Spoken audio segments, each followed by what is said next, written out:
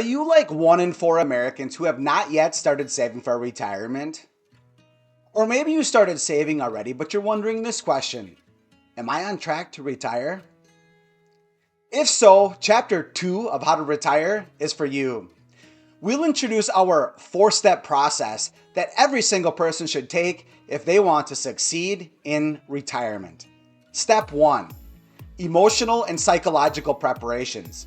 Step 2: retirement expenses. Step 3: retirement income. And finally, in step 4, we'll bring it all together to help you take action. Now let's jump in.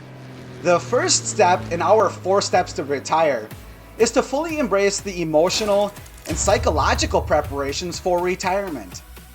Beginning today and monthly going forward, do yourself the favor and invest 10 minutes to mentally fast forward to your retirement. Examine questions like these: where do you live? How do you spend your time?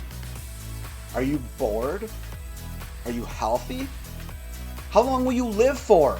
And how are you going to afford it all?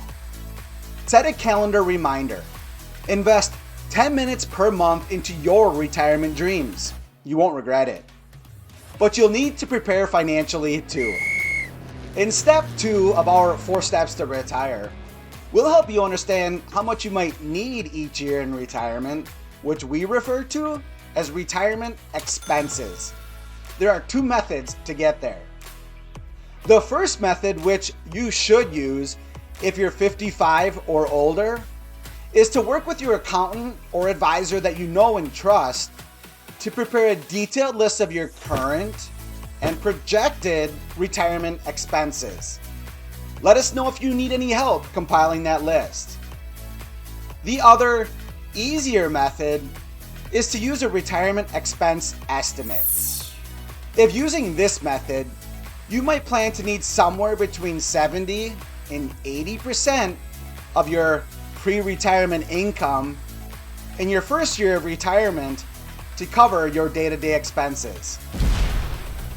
The most important thing to remember about retirement expenses is, regardless of how much they are in total, they cannot exceed your 4 sources of retirement income, which we'll discuss next in step 3. In step 3 of our 4-step process, we'll shift gears to help you understand how you're going to pay for those retirement expenses, which we refer to as retirement income. To help you remember the 4 different sources of retirement income, we use the acronym GROW, where the G represents government-funded retirement income or Social Security. The R stands for your retirement savings.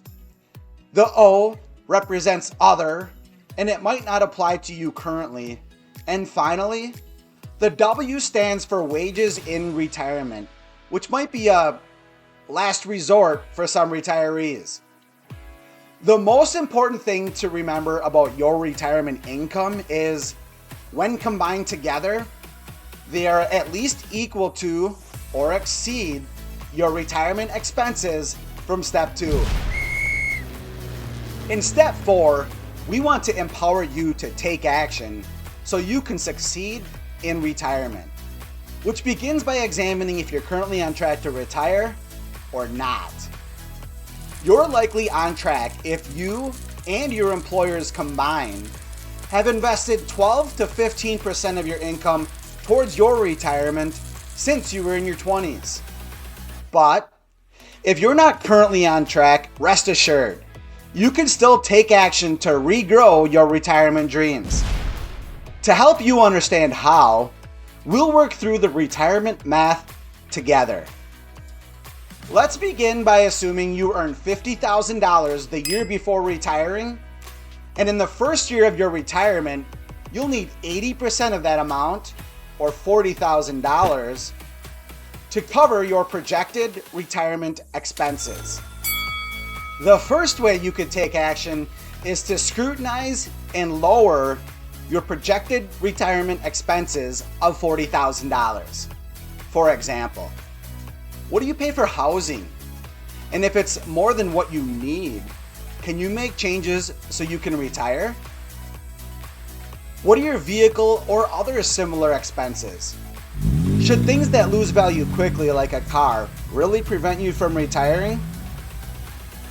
Don't forget, your projected retirement expenses, or $40,000 in our example, cannot exceed your 4 sources of retirement income, which we'll discuss next.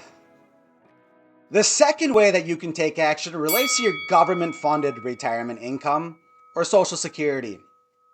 You can maximize your Social Security benefit by electing at full retirement age, which is currently 67 years old for those born in 1960 or later. You should also calculate your Social Security benefit at ssa.gov. But in the meantime, let's assume your Social Security benefit is equal to 42% of your pre-retirement income of $50,000.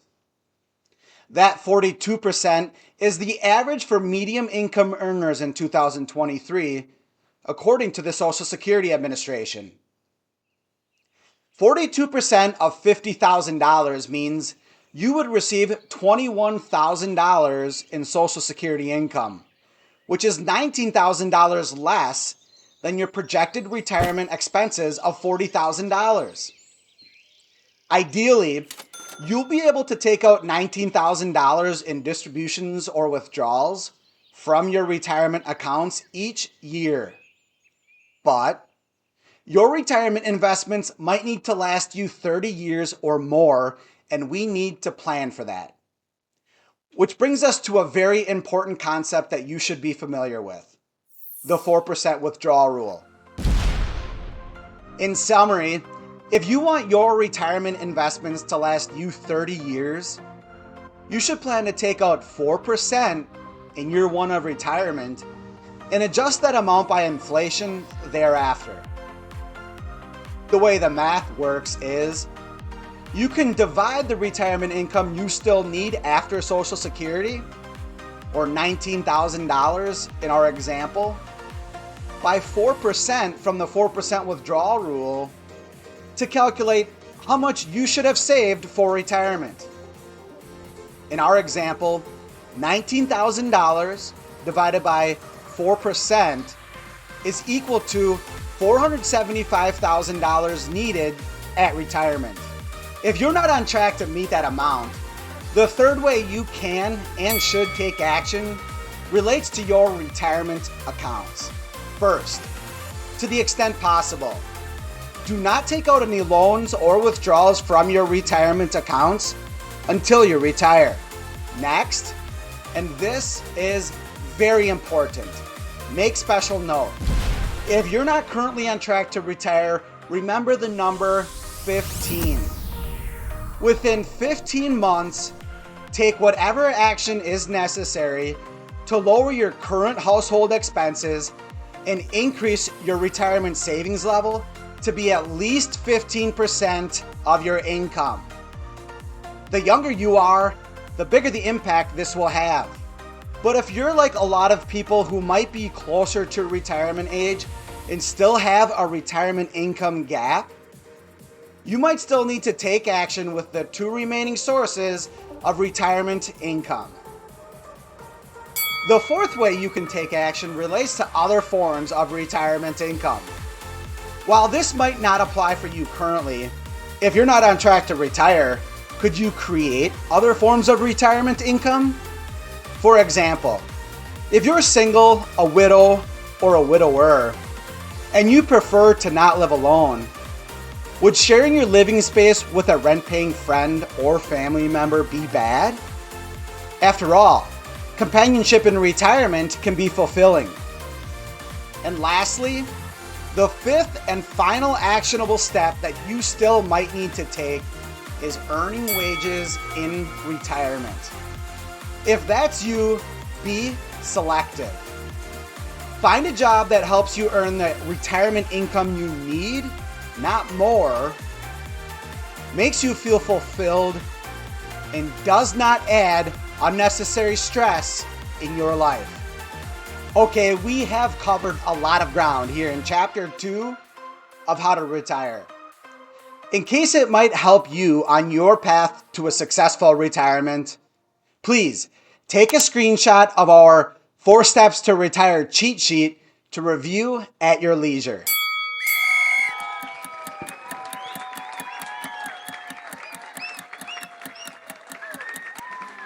This is TK talking personal finance, not rocket science, 401tk.com.